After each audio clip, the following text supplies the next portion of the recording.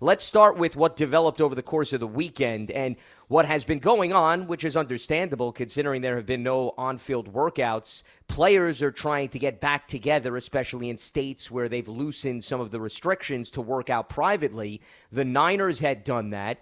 2 players got hurt, and another player tested positive for the coronavirus. So the NFLPA issued a memo to all the players this weekend advising them not to take part in private workouts so that they can remain healthy in anticipation of hopefully training camp starting out on time. You know, it makes a lot of sense, Lance. Dr. Tom Meyer from the NFLPA was the guy who issued the word out to the rest of the membership.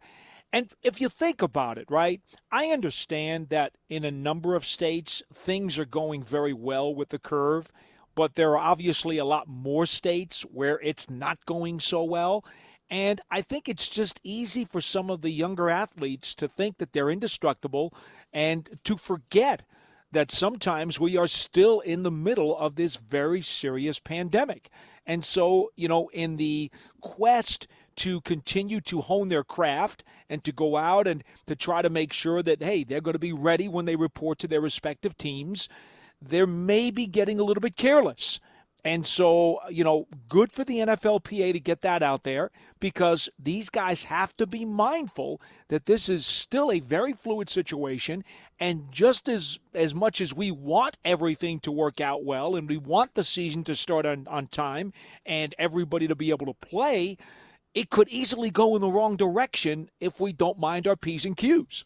Well, that's because the conditions, to your point, are fluctuating across the states, and nothing is necessarily consistent across the board. And the other thing that I think is connected to what you were talking about, and I said this over the weekend on my SiriusXM programs, and it relates to college football, Paul, because if you've been monitoring college football, there's also been, right, various reports. It's impacting different schools as the players are returning for voluntary workouts. For example, there were reports Clemson had 23 players test positive. LSU had nearly as many, 30, according to Sports Illustrated. We could sit here all day.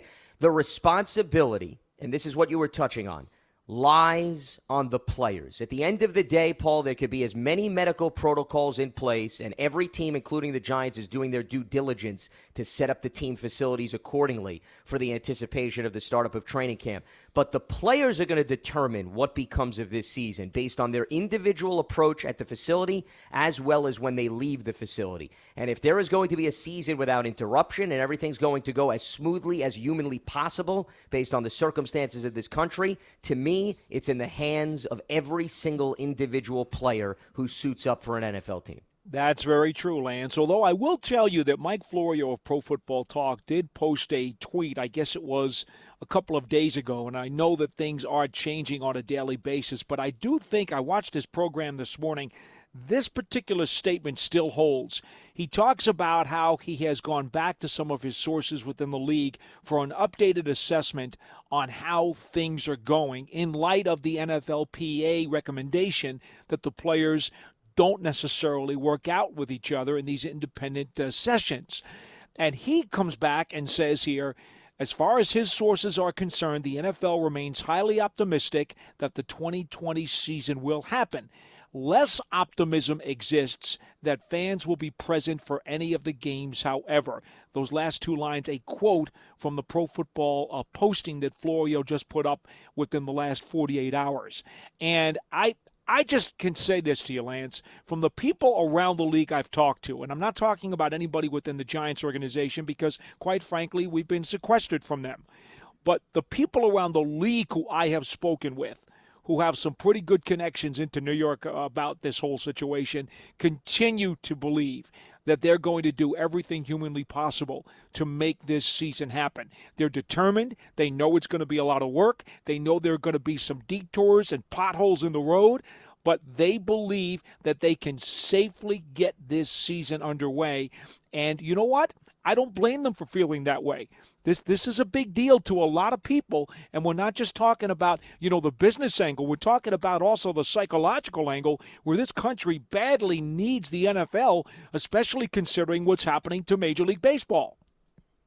Well, and also the NFL has the benefit, as we've been saying for weeks, to monitor what's going on with those other sports leagues. So that, I think, is a promising development. And if the NBA and the NHL are able to follow their initial plans, which would call for maybe things to resume later in July, the NFL will at least be able to see, okay, hey, this is what worked, this is what didn't work, this is what we need to tweak. So sure. I've said this all along. Time is on the NFL side because they've had more than enough wiggle room compared to these other sports leagues, which already been well underway when COVID-19 hit this country. So that, I think, is positive. As far as what you mentioned in terms of ProFootballTalk.com and Mike Florio and maybe less optimism that there's going to be fans at the stadiums, bottom line, I don't think that should be a stunning development, Paul. All of these other leagues that are starting up are not anticipating to have any fans present too. And I've said this, if the sacrifice is no fans at games, that to me is a small sacrifice in the big picture of things. Yes. To get back to your point, which is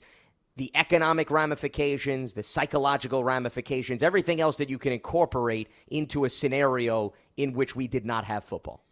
No, I don't think there's any question that we will all feel better in terms of our return to normalcy if these guys are on the field. Again, I want to stress, and I don't mean to push this line into the background, it's got to be done safely. I mean, 100%. And we all understand that. I'm not saying be a fool and force the issue and then put guys at risk. Nobody is saying that. I would never even think that for 1 second. But I do have a tremendous amount of faith in these organizations and in their medical staffs and in the people who are trying to find treatments and the vaccines and everything else that they're attempting to do, that at the very least, if not eliminate the risk, at least curb it to a reasonable degree. And I just have optimism and I have faith in those folks. And that's one of the reasons why I do believe in the people within the league who do think that this season is going to get underway. And I think, to be honest with you, Lance, I don't blame some of the players like the McCourty twins who have come out and said they're very skeptical about maybe coming back to play because they feel as though there may be a risk factor involved. I'm fine with that. If there are some players who really believe that they feel queasy about getting onto the field or getting back out to the practice facilities because of this thing, I think the NFLPA and the players, the league can get together and say, okay, if you guys want a medical exemption because, let's say, you have a family member at home who is very high risk and you believe that if by coming back and joining us that you're going to put them in jeopardy, fine. We'll put you on some type of exempted list. I don't know what you'd want to call it, the COVID list if you like. But give those guys the opportunity that, okay, if you want to sign away your game check salary for the season, all right? If you got a roster bonus, get your roster bonus. We'll let you have your roster bonus. We'll let you even have your workout bonus if you want. But your game check salaries, we're just going to put that on hold, and you can come back next season, and there won't be any kind of penalty, all right? We'll allow that to be the case, and you don't have to come to play, and you don't have to come to practice. Stay home, take care of your family. I don't have a problem with that. And if it's 5 players, if it's 50 players, if it's 75 players around the league who feel as though that's the way they want to deal with this, they should have the opportunity to do so.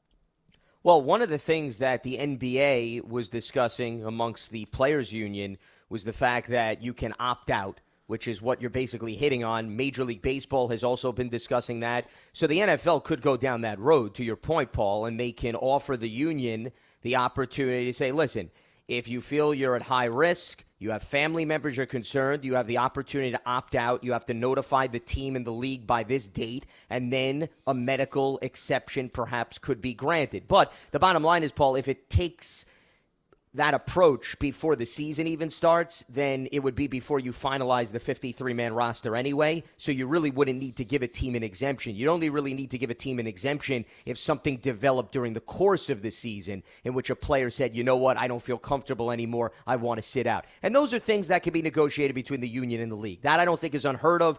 Let's face it, it's uncharted territory for every single sports league. All of these leagues are going into discussions that they've never had before, and I don't think it would be unusual if they wanted to discuss some type of an exception or opt-out program if it got to the point where you had a few players on each team.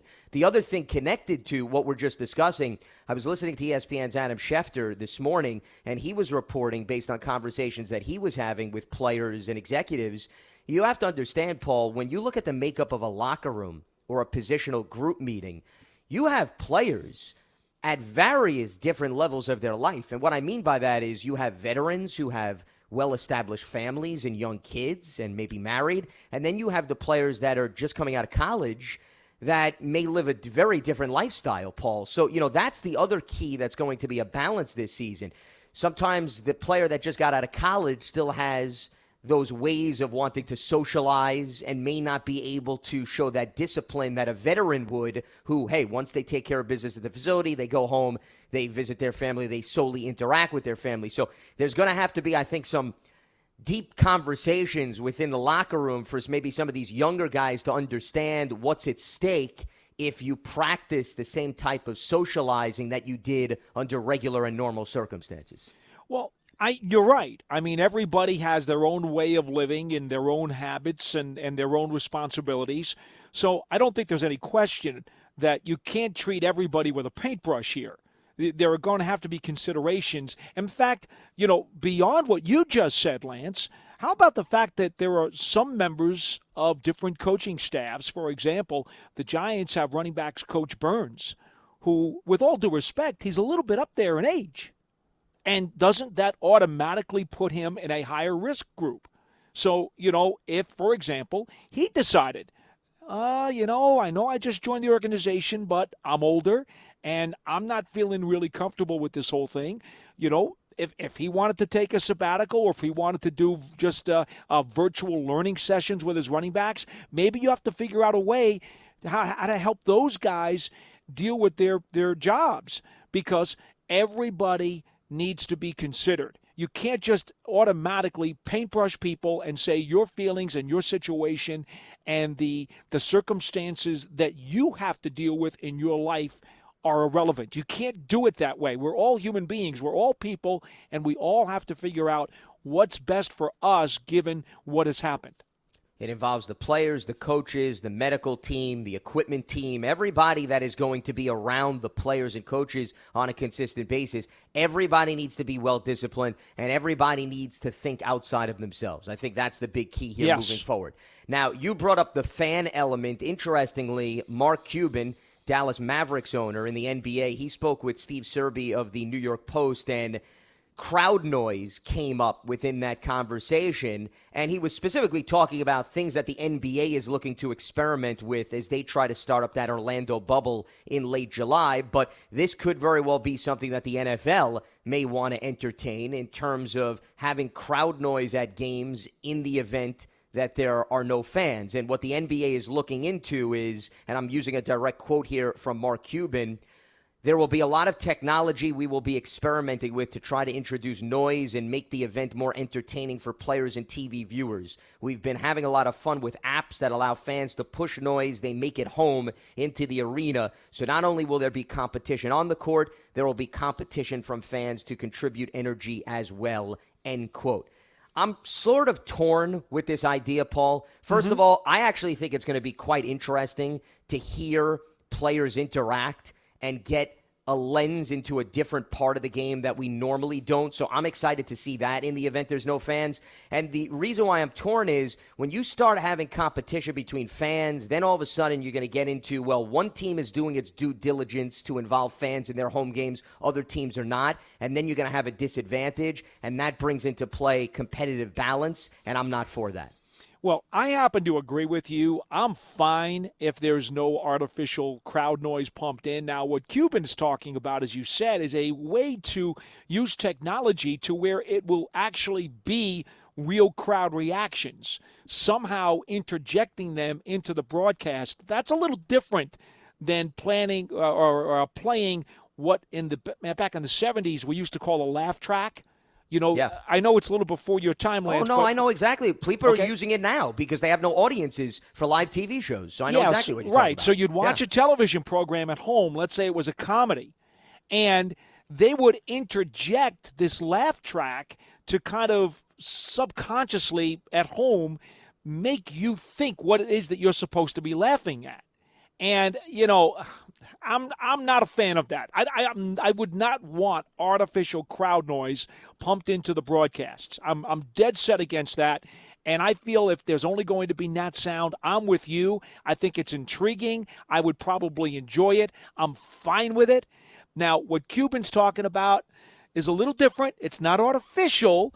It's just a little different. So I'm going to keep an open mind, and I'm going to say if they wanted to try that for a game or two and see how it works, perhaps I'd be okay with it. I'm not going to shut the door on his idea. But here's what I will say, okay? And I really do believe that NFL fans are going to watch these games if they're played, and the ratings will go for the roof because we're so desperate for NFL football that I don't think most of the people who watch are going to give 2 cents as to whether or not there's fake or live crowd noise technologically pumped in or not. I just think that the ratings are going to skyrocket because we want NFL football so bad. It's like, do you really need to even go to the trouble to try this? Completely agree. First of all, you don't tune in to watch the crowd. You tune in to watch the game. And as long as the product on the field is going to be there, I really don't think it's going to make a difference. I understand from a TV perspective, you're looking to doll it up. They've obviously even done this with the German Soccer League, which has been well underway for the last month and a half. But NFL fans are there to see the product. You're there to root on for your team. I think we can all manage if there's not that crowd noise in the background. So I'm completely with you.